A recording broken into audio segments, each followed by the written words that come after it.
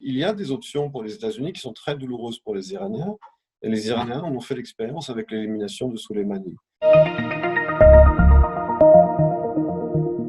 Bonjour et shalom, Richard Darmon au micro du studio Kalita pour notre magazine hebdomadaire Israël au cœur du Moyen-Orient avec comme invité aujourd'hui Emmanuel Nabon. Bonjour, shalom Emmanuel. Bonjour, shalom. Je rappelle que vous êtes un politologue israélien d'origine francophone en même temps qu'un expert en politique étrangère. Vous enseignez ainsi à l'université de Tel Aviv et au centre interdisciplinaire de Herzliya, tout en étant senior fellow au Coelet Policy Forum, qui est un centre de, je dirais, d'analyse sécuritaire et stratégique à Jérusalem. Et aussi, vous êtes analyste fréquemment sur la chaîne de télévision I24 News, I24 News. Alors, le sujet de notre entretien, c'est le face-à-face, pour l'instant, enfin, diplomatique avec l'Iran et un certain nombre de points d'interrogation sur la stratégie iranienne. Comme vous l'avez remarqué, Téhéran a fêté voilà une dizaine de jours ce qu'il a appelé sa grande victoire, qu'a constitué pour donc l'Iran le vote de deux votes successifs au Conseil de sécurité de l'ONU qui ont rejeté de manière très majoritaire la proposition américaine d'embargo, de la reconduction d'un embargo sur les armes à destination de l'Iran. Et donc, ma première question, est-ce vraiment une victoire de l'Iran, ce report? Est-ce qu'il n'y aura pas d'autres moyens pour les Américains d'imposer ces sanctions? Non, je pense que c'est une victoire en trompe-l'œil. C'est vrai que l'Iran a certains alliés au Conseil de sécurité. En fait, ces alliés sont la Russie et la Chine. Le terme allié n'est pas exact. La Chine protège l'Iran au Conseil de sécurité parce que la Chine a besoin des ressources énergétiques iraniennes. L'Iran se trouve sur la carte de ce grand projet chinois de ce qu'on appelle en anglais le BRI, le Belt and Road Initiative, l'initiative. La route de la soie, c'est ça, la Voilà, la nouvelle route route de de la la soie soie. chinoise. Et donc, les Chinois ne veulent pas imposer de nouvelles sanctions sur l'Iran. Quant à Poutine, lui aussi, dès qu'il y a une demande américaine, il la rejette de façon systématique, de toute façon, au Conseil de sécurité. Mais derrière ce rejet de la proposition américaine, il y a quand même un Iran qui est très affaibli économiquement du fait des sanctions économiques américaines. Il y a aussi un Iran isolé au Proche-Orient, avec un renforcement justement de cet axe États-Unis, Israël, pays sunnites, en particulier récemment avec la décision des Émirats arabes unis d'établir des relations diplomatiques avec Israël, et puis un Iran dont les alliés également sont sur la défensive, en particulier le Hezbollah au Liban après l'explosion du 4 août à Beyrouth. Donc c'est sûr que je veux dire, ce rejet de cette proposition à l'ONU était prévisible du fait de la politique de la Chine et de la Russie, mais c'est une victoire en trompe-l'œil parce que, comme je l'ai dit, l'Iran est très affaibli économiquement et de plus en plus isolé dans la région du Proche-Orient. Alors, soit dit en passant, c'est pas le point essentiel de notre entretien, mais on peut le signaler.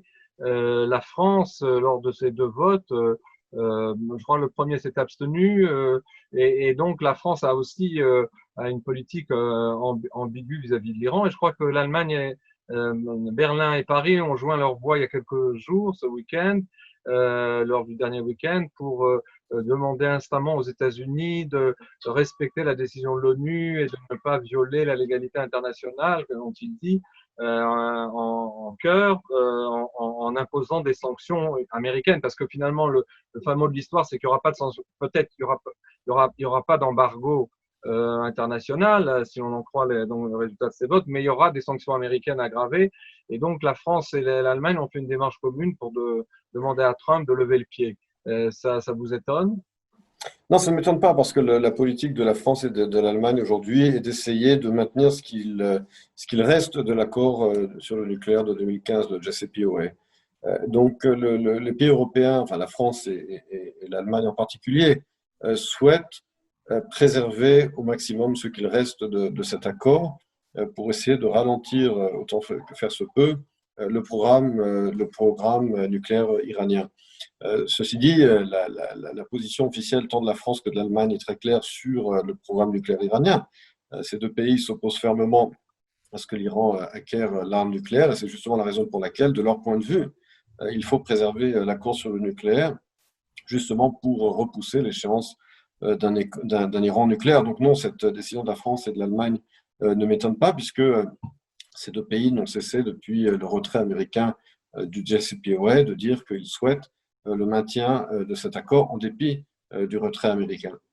Est-ce que, autre question annexe par rapport à ce chapitre qui est quand même intéressant, le secrétaire d'État américain Mike Pompeo a multiplié les déclarations pendant ce week-end pour expliquer à l'ONU pourquoi les États-Unis comptaient de toute manière imposer des sanctions. Et en fait, quand les États-Unis imposent des sanctions, ils préviennent pas mal de pays de faire ce qu'ils voudraient, parce que ça veut dire que des sanctions, si je puis dire, c'est que les sociétés qui travailleraient, ou les pays ou les entreprises nationales ou privées qui travailleraient avec l'Iran seraient sanctionnées, donc elles n'ont pas envie de l'être. Et donc Pompeo a fait une déclaration assez étonnante, justement rejoignant ce que nous disions sur l'Allemagne et la France, c'est que officiellement, eh bien, les pays européens, comme vous le dites, jouent la carte du maintien de cet accord de Vienne du 15 juillet 2015, mais en même temps, il a dit qu'en aparté, bon, peut-être est-ce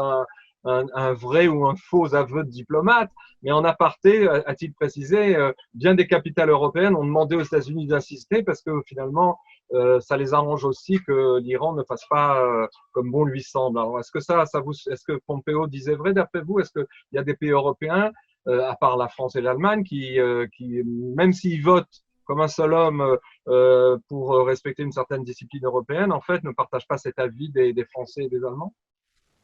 Il faut bien comprendre que, du point de vue des votes à l'ONU, encore une fois, les trois seuls pays européens, et c'est quand même beaucoup de pays par rapport au nombre de membres permanents du Conseil de sécurité. Sur 5 membres permanents du Conseil de sécurité, trois sont européens. La Grande-Bretagne, la France, pardon, deux sont européens, pardon, la Grande-Bretagne et la France. La Grande-Bretagne aujourd'hui n'est plus membre évidemment de l'Union européenne. Mais il est clair que les votes de la France et de la Grande-Bretagne au Conseil de sécurité ont une importance. L'Allemagne, comme on sait, n'est pas un membre permanent avec un droit de veto au Conseil de sécurité. Et il est clair aujourd'hui que la Grande-Bretagne, n'étant plus membre de l'Union européenne, est beaucoup plus proche diplomatiquement des États-Unis et également, du point de vue personnel, la relation entre Trump et Boris Johnson. Du point de vue de la France et de l'Allemagne, la France et l'Allemagne ont des intérêts économiques à ce qu'il n'y ait pas un effondrement économique de l'Iran, mais d'un autre côté, ces deux pays et la Grande-Bretagne également n'ont aucun intérêt à ce que l'Iran continue de produire des missiles à longue portée qui pourraient également menacer l'Europe. Par ailleurs, un Iran qui continue de soutenir les milices pro-iraniennes à travers le Proche-Orient, en particulier le Hezbollah au Liban, cela aussi potentiellement porte atteinte aux intérêts européens. Donc il faut distinguer ici, si vous voulez, entre les intérêts économiques et les intérêts militaires, je dirais, des Européens vis-à-vis de l'Iran.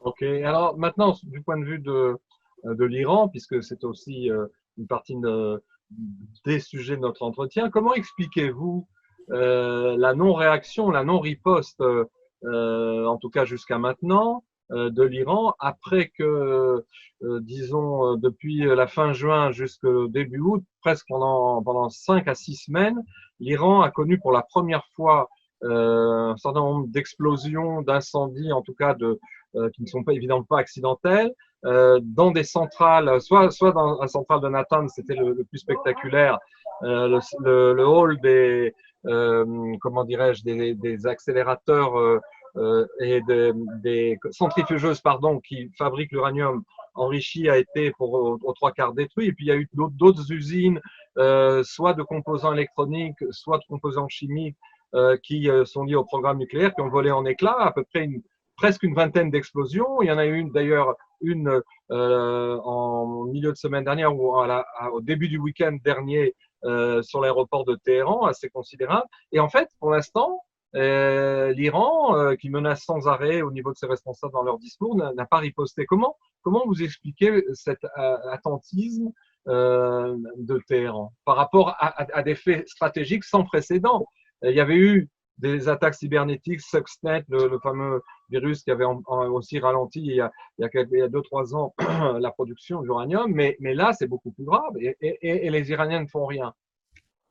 Il faut bien comprendre qu'il faut se poser la question surtout quelles sont les options de l'Iran face à ces actes de sabotage attribués à Israël et ou aux États-Unis.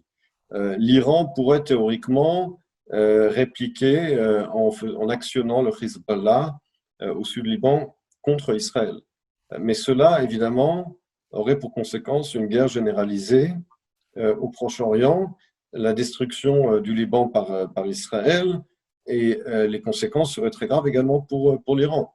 L'Iran pourrait également tenter de fermer le détroit de Hormuz, où se trouvent également des forces navales américaines importantes, pour porter atteinte aux intérêts économiques des États-Unis, de leurs alliés. Mais là aussi, la réaction américaine serait très forte. Plus de 20% des flux pétroliers mondiaux passent par les détroits de Hormuz, et les États-Unis et l'économie mondiale ne peuvent pas se permettre de laisser les Iraniens bloquer le détroit. Donc il y aurait immédiatement une réplique américaine. Donc finalement, les Iraniens aujourd'hui sont à court d'options militaires face à ces actes de sabotage, parce que les conséquences d'une réplique iranienne, j'ai donné 2 exemples, actionner le Hezbollah contre Israël au Liban ou bien fermer les détroits de Hormuz, les conséquences pour les Iraniens seraient intolérables pour les Iraniens eux-mêmes, pour l'Iran lui-même. Mais alors, dans les analyses qu'on voit ici et là, justement sur les options de riposte de l'Iran, on cite entre autres, peut-être pas des cas de figure un peu cataclysmiques comme les 2 exemples que vous avez donnés, mais la possibilité, y compris par rapport aux sanctions, si les sanctions s'appliquent, que l'Iran, soit avant qu'elles ne s'appliquent, soit en tant que riposte, pourrait continuer son harcèlement des cargos, de certains cargos occidentaux ou autres qui transportent du pétrole. Et puis, il pourrait aussi, par ces milices irakiennes, faire bombarder à nouveau le quartier d'ambassade américaine à Bagdad. Il y a plusieurs autres options que disons, évidemment, une confrontation centrale qui serait au désavantage de l'Iran. Est-ce qu'on ne va pas vers un nouveau chapitre du bras de fer entre les États-Unis et l'Iran, y compris au niveau militaire, par des options de riposte symbolique? Je ne pense pas, parce que même lorsque l'on regarde la façon dont les États-Unis avaient éliminé il y a 1 an le chef des milices iraniennes, dont le nom m'échappe à ce moment précis, Soleimani. Soleimani. Là aussi, le prix pour les Iraniens était beaucoup trop élevé. Bien que Trump ne soit pas intéressé dans un conflit moyen-oriental à 3 mois des élections présidentielles, cela ne signifie pas qu'il ne réagira pas en cas de provocation iranienne. Et je crois que l'élimination de Soleimani est un très bon exemple. C'est quelque chose qui est rentable politiquement pour Trump, sans que cela lui coûte politiquement, et sans que cela implique une guerre des États-Unis au Proche-Orient. Donc il y a des options pour les États-Unis qui sont très douloureuses pour les Iraniens, et les Iraniens en ont fait l'expérience avec l'élimination de Soleimani. Donc des actions contre des cibles américaines en Irak, il y aurait des représailles américaines, telles que des éliminations ciblées, et le harcèlement de vaisseaux européens ou américains dans le golfe Persique. Là aussi, les Américains pourraient très rapidement prendre des mesures de rétorsion contre les Iraniens. Autrement dit, le jeu n'en vaut pas la chandelle. N'oubliez pas qu'au bout du compte, on parle d'une superpuissance face à un pays qui a une force, je parle des États-Unis, une superpuissance, la superpuissance américaine, face à un grand pays régional, l'Iran, qui a une certaine force militaire, mais qui ne peut absolument pas se mesurer à la force militaire américaine, d'autant plus que l'Iran, comme je l'ai dit, est très affaibli économiquement. Mais lorsqu'on explore, comme on essaie de le faire depuis tout à l'heure ensemble, les différentes facettes de ce face-à-face, est-ce que l'un des éléments qui pourrait expliquer l'attentisme iranien, c'est justement l'espoir qui est mis dans les résultats des élections américaines de novembre prochain, où d'après les pronostics, une victoire de Trump apparaît improbable. Et donc, est-ce que les Iraniens n'attendent pas l'arrivée de Joe Biden à la Maison-Blanche pour d'abord avoir trouvé en lui un allié, je dirais, qui leur fera reprendre leur souffle, dans la mesure où Biden a bien expliqué il reconduirait l'accord de Vienne, et puis et qu'aussi il aurait une politique d'ouverture. Et est-ce que donc, d'une certaine manière, les Iraniens n'attendent pas novembre, ne veulent pas casser la baraque comme on dit avant novembre, et il y a d'ailleurs des analyses qui sont pas si euphoriques que ça, c'est que quand bien même ce serait Biden qui l'emporterait, le scénario ne serait pas non plus très idyllique parce que les Iraniens, se sentant le vent en poupe, reprendraient leur production d'uranium, pourraient ensuite régler leur addition et leur vengeance avec des pays comme Israël parce que ils verraient mal les États-Unis riposter. Je veux dire, c'est pas tout noir, tout blanc. C'est-à-dire que, semble-t-il, les Iraniens sont dans une position attentiste, mais ils vont pas remporter le gros lot, même si Biden arrive à la Maison Blanche. C'est très clair, c'est très clair. Il y a un consensus américain sur la question de l'Iran. Là où il n'y a pas consensus, effectivement, c'est sur la décision de Trump de se retirer carrément du JCPOA il y a 2 ans, mais il y a 3 ans. Mais les Iraniens, bien entendu, ont très peu à attendre de leur point de vue d'une présidence Biden. Peut-être que les États-Unis réintégreraient sous Biden le JCPOA avec certaines modifications, mais avec un objectif américain très clair, qui a été d'ailleurs énoncé à plusieurs reprises par Joe Biden, empêcher à tout prix un Iran nucléaire. Alors, la stratégie d'Obama à l'époque, dont Biden était le vice-président, c'est par le biais de la diplomatie, justement, pour repousser l'échéance au maximum, l'échéance d'une bombe nucléaire iranienne, mais Biden est très clair là-dessus. Par ailleurs, son choix de vice-présidente pour sa candidature montre très clairement que Biden a choisi une candidate modérée qui ne se dirige pas du tout vers la politique radicale d'une partie que certains démocrates auraient souhaité, et que donc Biden, s'il est élu, sera un président centriste avec une vice-présidente centriste, et tous deux avec des positions très favorables à Israël. Donc ce n'est pas du tout le parti démocrate de Tlaib et de tous les candidats radicaux qui se sont présentés aux primaires démocrates. Donc Biden est un modéré qui est ferme sur la question iranienne et qui a des positions très favorables à Israël. Alors, vous en avez parlé tout à l'heure, mais j'aimerais qu'on revienne pour dresser un tableau plus complet sur la portée, selon vous, la portée, le sérieux de la portée, l'efficacité de la portée de cet accord de ce pacte militaire qui était signé voilà presque 2 mois entre Beijing, la Chine donc et l'Iran, et qui prévoit d'équiper Téhéran et l'armée iranienne de forces qu'elle n'a pas pour l'instant, c'est-à-dire d'avions de combat hyper modernes. Il n'y a pas d'aviation iranienne pour ainsi dire, et puis aussi d'armes sophistiquées avec plusieurs escadrilles de ces avions de combat. Est-ce que ce pacte n'est pas une menace directe contre Israël? Parce que si on repousse les échéances et si chacun continue son bout de chemin, en fait, d'ici 1 an ou 2, Téhéran aura peut-être une armée plus efficace qu'aujourd'hui.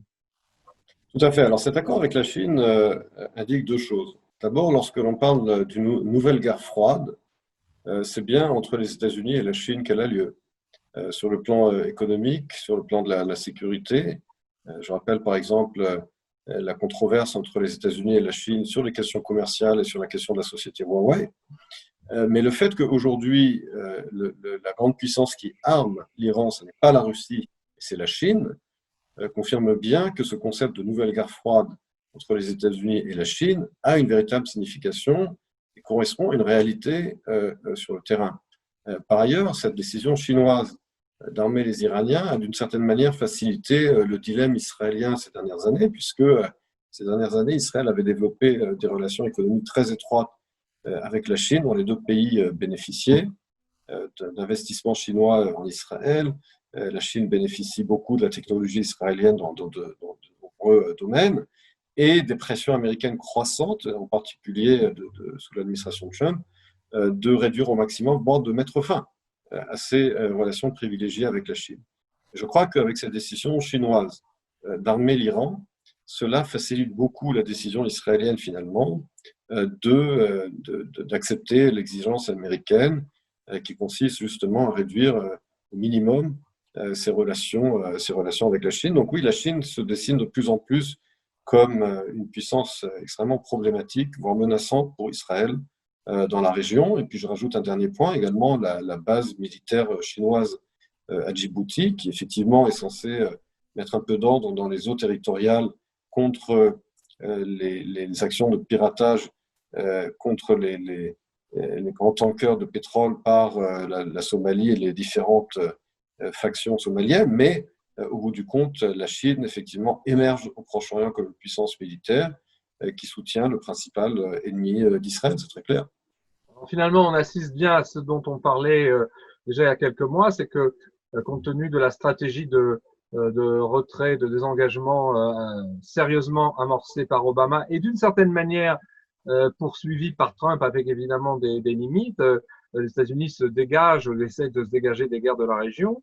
En fait, on a, comme la géopolitique a horreur du vide, eh bien, on a d'abord la Russie qui est revenue en force au Moyen-Orient avec son intervention en Syrie, je crois depuis septembre 2015, et puis maintenant la Chine qui joue un rôle de tout premier plan. Donc, d'une certaine manière, ce bras de fer dont la nouvelle guerre froide dont vous parlez, il est aussi dû à la stratégie américaine de lever le pied pour différentes raisons au Moyen-Orient.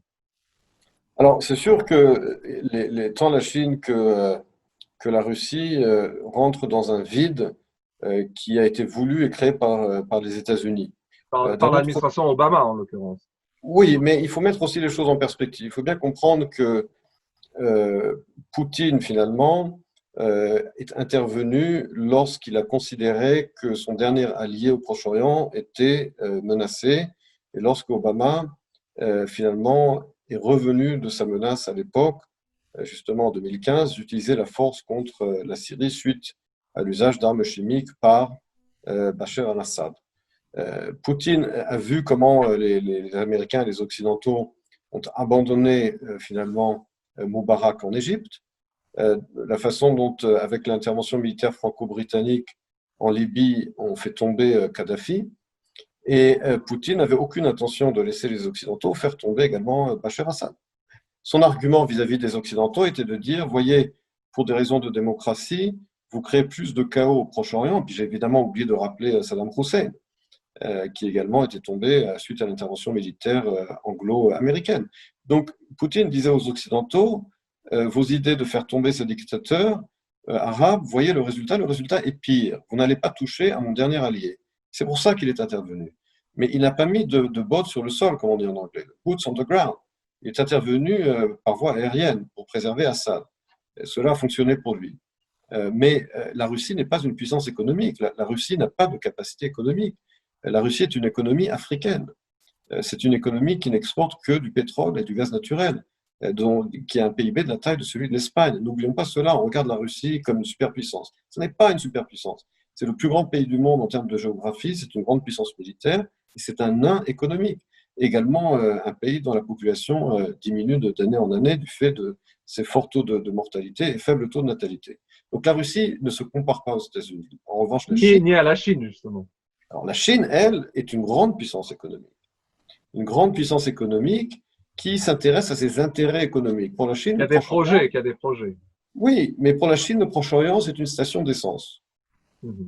Pour la Chine, le Proche-Orient est une station d'essence. Il n'est pas question de porter atteinte au flux de gaz naturel et de pétrole en provenance du Proche-Orient. Et par conséquent, ces sanctions américaines contre l'Iran ne conviennent pas à la Chine. Et la Chine, donc, s'implique de plus en plus, essentiellement pour des raisons économiques. Mais je ne pense pas que la Chine a des visions véritablement militaires dans la région. Simplement, elle exploite toutes les faiblesses, aussi bien des États-Unis et de la Russie, pour assurer une domination énergétique sur la région. Et c'est également le but de sa présence militaire à Djibouti, assurer les flux énergétiques.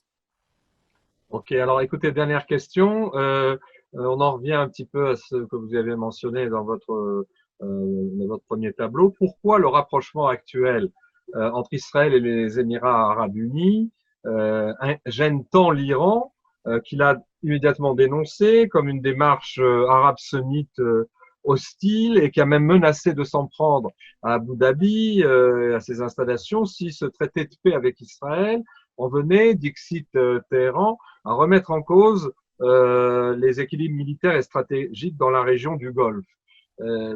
L'Iran a été surpris par cet accord. Encore une fois, il s'agit d'une tendance dont on a parlé tout à l'heure au début de notre entretien, à savoir qu'il y a aujourd'hui deux axes parallèles, l'axe États-Unis, Israël, pays sunnites, et de l'autre Iran soutenu de l'extérieur par la Russie et par la Chine. Pour l'Iran, il s'agit effectivement d'un revers, puisque ces relations diplomatiques qui sont en train de prendre forme confirment bien justement que pour les pays arabes,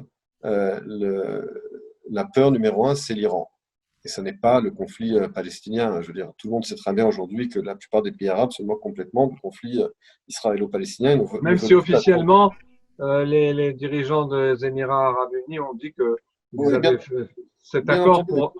pour annuler l'annexion, etc., mais que c'était Oui. pas l'Iran. Mais c'était un déni formel, d'après vous, alors. Ben, disons que les pays arabes se doivent quand même de dire quelque chose sur la question palestinienne, mais ce n'est pas ce qui les intéresse véritablement. Vous remarquerez d'ailleurs que l'émir des Émirats arabes unis n'a pas parlé d'un État palestinien ou de la division de Jérusalem ou de la question des réfugiés. Il a simplement dit, j'ai mis fin au projet d'annexion par Israël. Euh, et donc, euh, et donc, en fait, ce que disent les pays arabes aujourd'hui, ces dirigeants arabes, c'est de dire on ne va pas attendre encore 40 ans ou 50 ans, être les otages du rejectionnisme palestinien pour pouvoir bénéficier de nos relations avec Israël, dont on bénéficie justement contre l'Iran, puisque déjà aujourd'hui, ces pays partagent, Israël partage avec ces pays des informations de renseignement, de coopération militaire et sécuritaire. Et disons que cette officialisation vient également évidemment dans le contexte d'une pression de Donald Trump sur les Émirats arabes unis pour qu'ils puissent montrer quelque chose à son électorat avant les élections du mois de novembre et aussi pour aider à la situation politique de Netanyahou. Donc, je veux dire par là, ces relations, elles existaient déjà. C'est pas nouveau. Le fait qu'elles soient officialisées, c'est ça la nouveauté. Mais cela confirme encore une fois l'isolement justement de l'Iran dans la région, qui n'a pour soutien extérieur finalement que essentiellement la Chine, un peu également la Russie, mais effectivement un Iran qui se sent de plus en plus isolé. Question subsidiaire et ultime, et vous pensez qu'il y aura d'autres pays dans les prochains mois qui vont emboîter le pas, comme la presse l'a laissé penser, aux Émirats arabes unis, comme le Bahreïn, Oman, éventuellement l'Arabie saoudite? Est-ce que vous croyez qu'on va vers ça ou ça se fait pas à pas? C'est ce que veulent faire effectivement Mike Pompeo et Jared Kushner. C'est leur but. Alors l'Arabie saoudite, les dirigeants saoudiens ont eu des propos un peu refroidissants en disant nous, on n'avancera pas tant qu'il n'y aura pas un État palestinien et que Israël n'acceptera pas la proposition saoudienne de 2002. Des pays comme Oman et d'autres, éventuellement, cela dépendra de ce qu'ils obtiendront également des États-Unis. N'oubliez pas que dans le cas des Émirats arabes unis, il y a quand même eu cette vente massive d'avions de chasse, d'avions militaires américains. Et donc, cette déclaration n'est pas venue par hasard. Il y a eu aussi une carotte américaine qui a permis cela. Mais je pense que, encore une fois, la grande question sera celle de l'Arabie saoudite. Est-ce que l'Arabie saoudite, qui est quand même le principal acteur sunnite et allié des États-Unis dans la région, acceptera de franchir le pas, en n'oubliant pas, encore une fois, que l'émir des Émirats arabes unis, lui, peut se prévaloir d'avoir dit, moi, j'ai obtenu quelque chose. C'est moi qui ai bloqué Israël dans l'annexion. Les autres dirigeants arabes n'ont plus cet alibi. L'Arabie saoudite ne peut pas aujourd'hui présenter le même argument en disant, nous avons obtenu cela. Donc, je doute que l'Arabie saoudite suive le pas, parce que c'est quand même le principal acteur de la région. Et contrairement aux Émirats arabes unis, elle ne peut pas se vanter, je dirais, d'avoir eu un acquis politique qui a déjà été, je dirais, pris, entre guillemets, par les Émirats arabes unis. Ouais, écoutez, merci Emmanuel pour toutes ces explications. Au Merci revoir. à vous aussi. À Au bientôt. revoir.